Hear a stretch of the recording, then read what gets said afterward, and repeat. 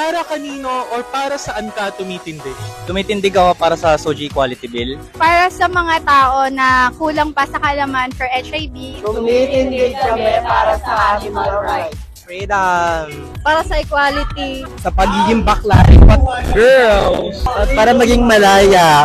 Yeah, for the country. tumitindig po ako para sa karapatan ng lahat ng tao. Everyone deserves equal rights.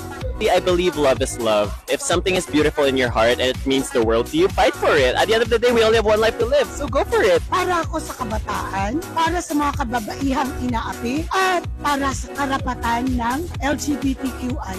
For me naman, ang pinaglalaban ko is sana equality lang na tao rin naman kami, magmamahal kami kung sino gusto namin. Ayaw na namin yung inilulublog kami sa drum and sinasabihan kami na mali kami. Swear not, we were born this way. Tumitindig ako para sa mga karapatan ng aking kapwa LGBTIA community members ko.